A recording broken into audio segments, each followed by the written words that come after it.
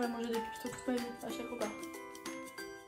Les gars, l'heure est très grave. J'ai perdu une claquette, genre dans un de 23 mètres carrés. J'en ai qu'une.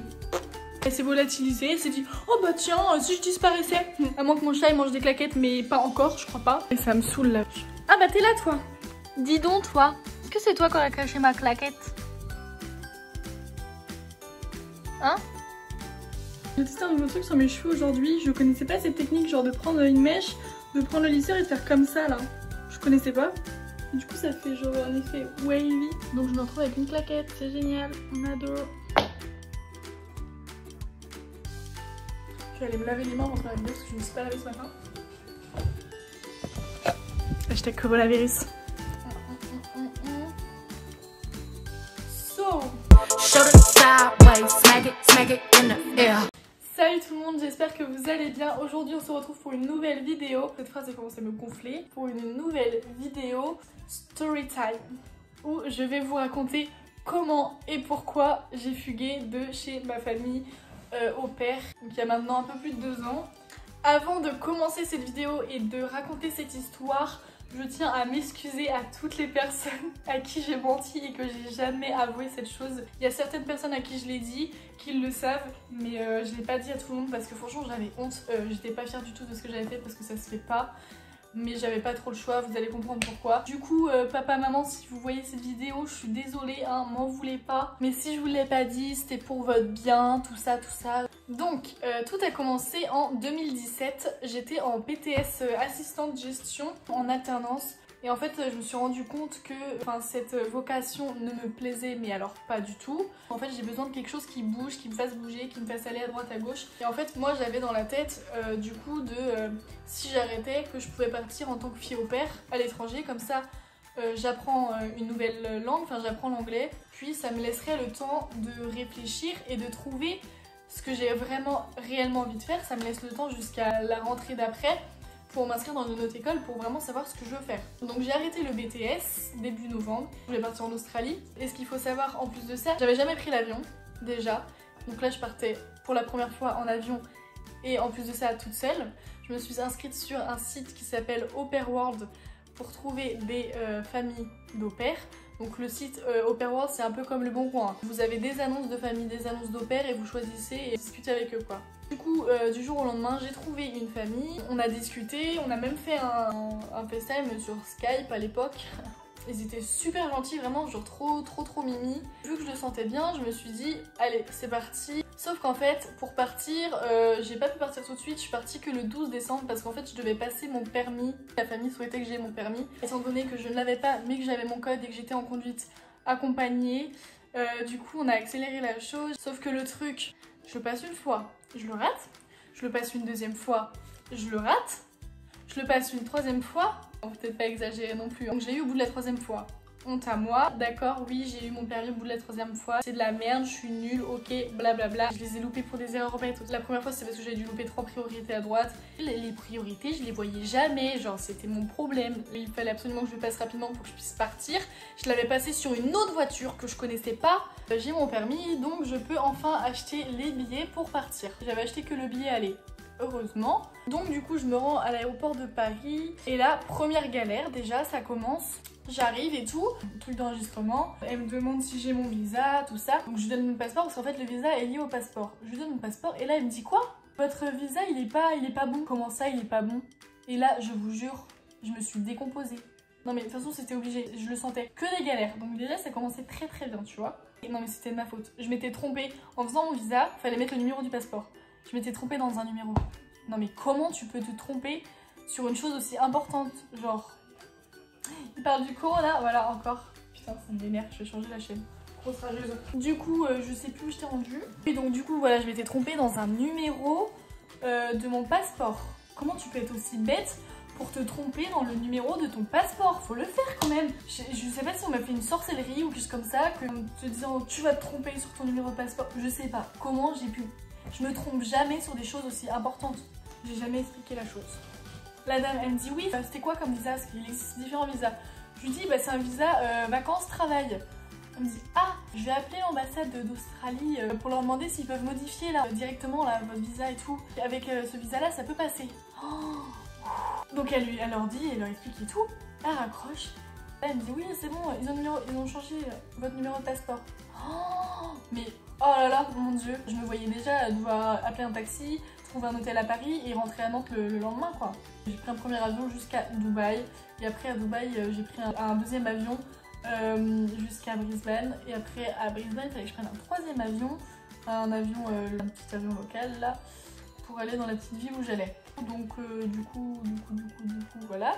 La première famille dans laquelle j'ai été, parce que oui j'ai eu 2 familles, je vais vous expliquer pourquoi. J'habitais en fait à Emerald, ça s'appelait, et c'était une petite ville et c'était dans la cambrousse mais totale. Enfin il y avait rien, genre il y avait rien à faire, genre c'était dans la cambrousse, c'était pas du tout sur la côte, il y avait pas la plage et c'était trop de la merde, genre c'était pourri de chez pourri. Il faisait un cagnard mais t'avais l'impression d'être dans un sauna. Et des fois il faisait 40 degrés mais j'étais au bout de ma vie. Je restais dans la maison toute la journée, je sortais pas. Des fois je me disais bon allez je vais aller bronzer quand même parce que je suis pas en Australie pour rester enfermée dans une maison tu vois. Mais impossible. Je sortais, 10 minutes après je rentrais, il faisait trop chaud, c'était pas possible. Ils avaient une mini piscine vous savez là où patauger les pieds dedans. L'eau elle était bouillante, ça rafraîchissait pas du tout. J'étais tellement dégoûtée quand j'ai vu ça, je me suis dit mais putain mais pourquoi je me suis pas renseignée sur la ville où ils habitaient, voir ce qu'il y avait à faire autour etc. Franchement j'étais pas intelligente là-dessus, j'ai pas du tout réfléchi à ça.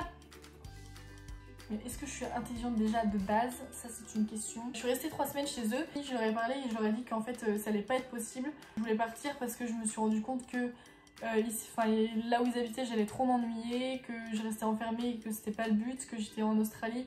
Pour être fille au père oui, mais aussi pour voir de nouvelles choses, pour visiter. Et ils ont été très compréhensifs et ils m'ont laissé partir sans souci. Donc du coup il fallait que je retrouve une nouvelle famille, donc j'ai refait pareil, je suis retournée sur le site Au Pair World et j'ai trouvé une famille qui me semblait bien.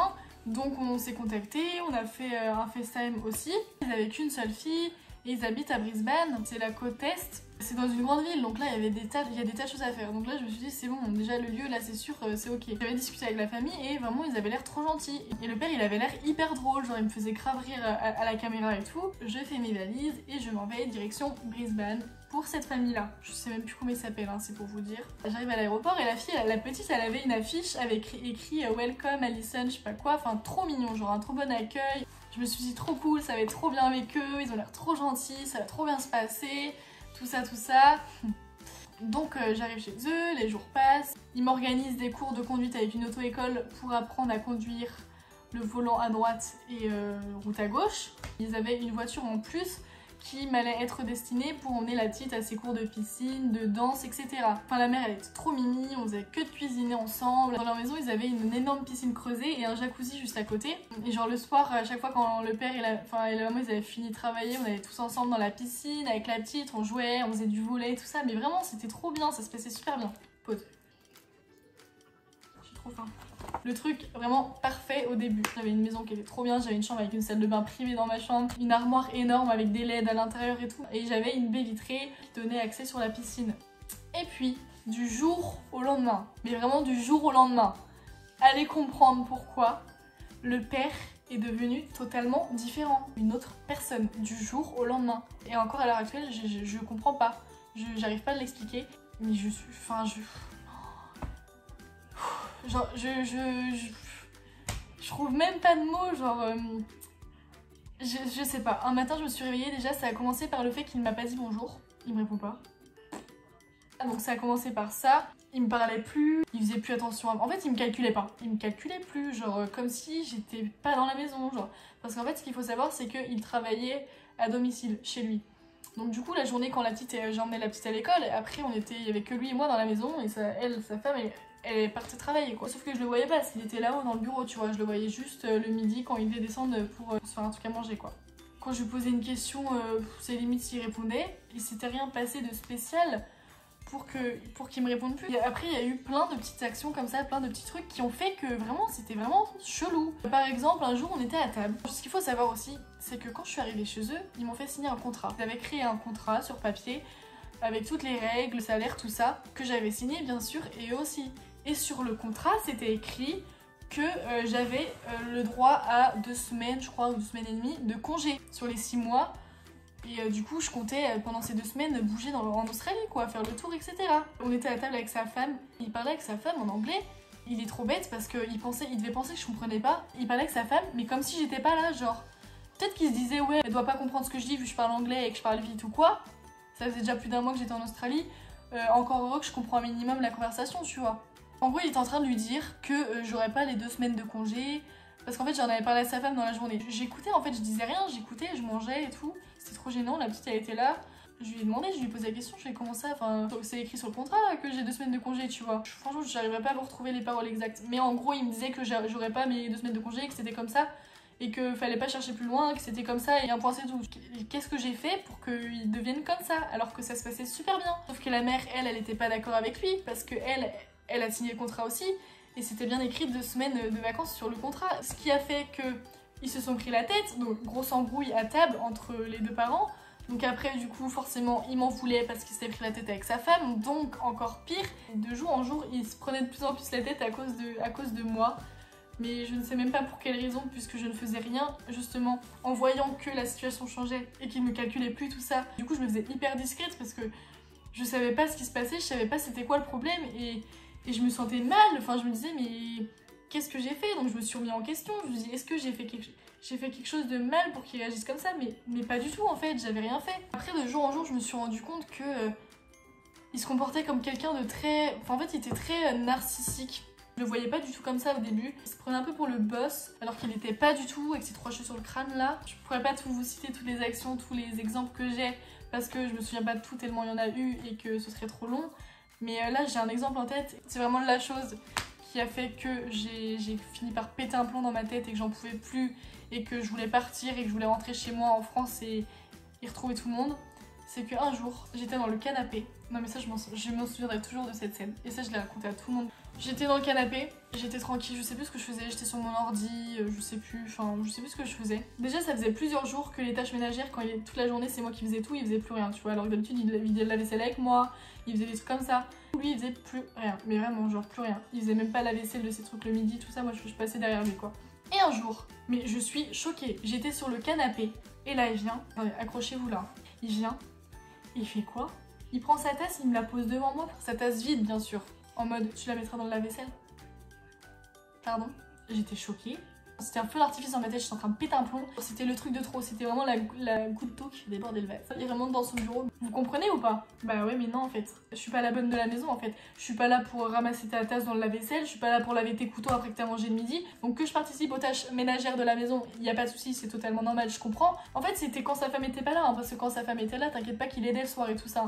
Il profitait de ouf de ma présence pour ne rien faire. Le problème dans tout ça, c'est que moi, tu vois, tu me fais un truc comme ça, mais moi j'ai envie de te rentrer dedans. Il y a un petit problème, c'est que le mec il parle anglais, moi je parle français. Comment veux-tu que je m'embrouille en anglais, moi? Je pouvais pas m'embrouiller en anglais, c'est pas possible. C'était tellement frustrant, j'avais tellement envie de... Ah! J'avais tellement envie de le dire à sa femme quand elle est rentrée le soir. J'osais pas, enfin je me suis dit, attends, il va me faire quoi la prochaine fois si je fais un truc comme ça? Si là il monte crescendo comme ça tous les jours, ça va être quoi les prochains trucs, genre? Il va falloir que je torche les fesses quand il sera aux toilettes? Tout ça pour dire que j'étais dans une situation très gênante, très compliquée parce que je pouvais pas faire grand chose et je pouvais pas dire grand chose et j'étais obligée de subir. Le midi, j'allais même plus me faire à manger dans la cuisine, je restais enfermée dans ma chambre tout le temps. Je voulais plus le croiser, je voulais plus le voir. C'était hyper dur parce que quand vous avez 18 ans et que vous partez à l'étranger déjà pour la première fois aussi loin, vous êtes toute seule et qu'il y a 9 heures de décalage, que c'est compliqué déjà d'appeler sa famille, etc. Et je crois le pire dans tout ça, c'est que je pouvais pas en parler à ma famille, à mes parents, parce que en fait tout simplement j'avais peur de les inquiéter et que déjà ils étaient déjà assez inquiets du fait que j'étais partie aussi loin toute seule. Alors si en plus je leur racontais tout ça, c'était même pas la peine, enfin je pouvais pas leur en parler, donc j'étais toute seule, j'étais vraiment toute seule dans mon truc, dans ma merde, désolée pour la vulgarité. Et à la fin ça devenait vraiment invivable parce qu'il y avait trop de choses, c'était trop gênant, j'étais tout le temps mise dans des situations gênantes. Je savais plus ce que je devais faire, ne pas faire, je savais plus comment réagir, je savais plus. Je pensais, je réfléchissais. Clairement, j'étais dans ma bulle et voilà, c'est pour ça que c'était compliqué. Et du coup, là, je vais en venir au titre de la vidéo. Il y a un week-end, on était vendredi et là, ils me préviennent qu'ils partent tout le week-end. Donc, j'allais toute seule à la maison. Du coup, j'étais vraiment contente. Enfin, un moment toute seule. Et le samedi matin, je me réveille. Il était 9 h, je me souviendrai toujours. Là, je me dis, putain. Mais qu'est-ce que je fais là? J'étais vraiment en train de me dire, mais qu'est-ce que je fous là? Pourquoi je reste ici? Pourquoi je rentre pas? Ça faisait 2 mois que j'étais en Australie. Hein. Et donc vers 10 h, j'appelle mon frère. Donc là, je lui explique tout. Et à la fin de l'appel, je lui dis clairement j'ai envie de rentrer, j'en peux plus, je veux plus rester là. Chose dite, chose faite. À 11h, une heure après, mes billets pour rentrer en France étaient pris. Et à 16h, j'étais dans l'avion. Ça, c'était le samedi, hein, et la famille rentrait le dimanche soir chez eux. Moi, j'étais toute contente. C'était une libération. Ça m'a fait un bien fou de savoir que je rentrais chez moi. Genre. J'ai jamais fait une valise aussi rapidement ma vie parce qu'en fait, du coup, j'ai fait ma valise et je me rends compte de quoi? Que j'avais pas assez de place. Ma valise fermait pas. Donc, j'ai dû prendre leur voiture et aller dans un magasin le plus proche où je pouvais trouver une putain de valise cabine. Et j'en ai trouvé une. Et du coup, voilà. Donc, j'avais fait toutes mes affaires. Et du coup, bah, il était temps de partir. Et là, j'ai pris une feuille. Je leur ai écrit une lettre en fait. Je vais essayer de la retrouver, la photo, je vous la mettrai si je la retrouve, mais il me semble que je l'avais prise en photo, donc faut que je cherche dans mon disque dur. J'ai dit tout ce que je pensais, j'ai tout déballé, j'ai tout lâché, vraiment j'ai tout sorti ce que je tenais en moi depuis plusieurs semaines. Et le père, je peux vous dire qu'il a pris tellement cher. Je crois que j'avais fait sur mon téléphone, dans mes notes, j'avais fait une liste de tous les trucs qu'il me faisait. Donc dans la lettre, j'ai tout cité. Donc quand la mère, elle a dû voir la lettre, mais elle a dû péter un plomb. Mais c'est sûr, elle l'a engueulé, c'est sûr. Je crois dans la lettre, à la fin, j'avais dû mettre quelque chose du genre n'essayez pas de me joindre. Bah non, j'avais mis à l'heure où vous lirez la lettre, je serai déjà dans l'avion. N'essayez pas de me joindre ou quelque chose comme ça, je sais plus. Donc j'avais 2 avions. Un jusqu'au Qatar et après du Qatar à Paris, à Charles de Gaulle. J'étais dans le 2e avion et j'avais la Wi-Fi parce que j'avais payé pour prendre la Wi-Fi, hein, une grosse pigeonne. Et là, je vois quoi? Je vois un message de lui sur Facebook, sur Messenger. Alors que le type allait jamais sur Facebook. Mais là, t'inquiète qu'il n'y avait pas de souci pour venir me chercher, pour m'envoyer un message. En gros, il me dit oui, vous êtes la personne la plus égoïste au monde que je connaisse. Vous laissez ma femme et ma fille sans explication. Vous avez pas honte. Vous êtes une des pires personnes que je connaisse. Enfin, des trucs horribles. Genre, il m'a dit des trucs horribles. Genre, t'es la pire personne que je connaisse sur cette terre. Des trucs comme ça. Enfin, bref. Pour la petite, je comprends que ça peut être... J'aurais aimé pouvoir lui dire au revoir parce que la petite, je l'adorais aussi et la maman aussi. Mais en fait, si j'ai fait ça, c'est parce que j'étais à bout et que là, il n'y avait pas d'autre solution en fait. Je l'ai fait parce que j'avais besoin de partir et c'est pas parce que je pouvais pas dire au revoir à la petite que j'allais m'empêcher de partir en fait. Pourquoi j'ai agi comme ça et pourquoi j'ai fugué, pourquoi je leur ai rien dit, pourquoi j'ai laissé... Je suis partie sans rien dire, sans prévenir. C'est parce qu'en fait, le contrat qu'on a signé au début... Dans le contrat, c'était écrit que si je souhaitais partir, je leur devais 1 mois de préavis le temps qu'ils retrouvent une autre au pair, une autre personne pour s'occuper de leur fille et de la garder. Sauf que moi, je ne me voyais pas rester un mois de plus, c'était juste pas possible. Du coup, voilà, c'est pour ça que j'ai agi comme ça. C'était l'occasion vraiment pour partir, sinon j'aurais pas pu parce que sinon ils auraient été là tout le temps et sinon j'aurais fait quoi? Je serais partie en pleine nuit. Donc du coup, ils se sont retrouvés sans personne pour garder la petite dès le lendemain, parce qu'ils sont rentrés le dimanche soir, donc dès le lendemain matin, le lundi matin, il fallait quelqu'un pour la petite, mais du coup... Vu que le père il est à domicile et que l'école est à côté, ça va, il peut la déposer. Enfin, je savais que j'allais pas non plus les mettre dans une galère totale. En fait, après, quand j'étais dans l'avion, je culpabilisais un petit peu parce que c'est pas dans ma nature de faire des choses comme ça, d'agir comme ça, de partir sans rien dire, sans explication, tout ça. C'est pas du tout dans ma personnalité de faire des choses comme ça. Parce que ça se fait pas, clairement. Il n'y a pas que du négatif dans cette expérience. Ça m'a fait comprendre certaines choses, ça m'a appris... à savoir prendre sur soi-même quand on est dans des situations compliquées. Bon, au bout d'un moment, on a certaines limites. Hein. Je suis humaine, hein. J'ai des limites aussi, comme tout le monde. Donc si je peux vous donner un conseil sur l'expérience de fille au père, prenez bien le temps, mais vraiment, prenez bien le temps de choisir votre famille. Je crois que c'est le plus important. Il n'y a pas de raison que ça se passe mal. Le deuxième conseil, pour bien choisir la famille, choisissez une famille qui a déjà eu une fille au père ou un gars au père. Je sais pas si ça se dit gars au père. Comme ça... vous demandez le contact de cette personne pour demander des avis sur la famille, savoir un peu comment ça s'est passé, etc. Je sais qu'il y a des gens qui avaient fait comme ça et ça s'est très bien passé pour eux forcément parce qu'ils n'avaient eu que des bons avis, donc ça pouvait que très bien se passer. Donc voilà, la vidéo elle est terminée, j'espère que ça vous a plu.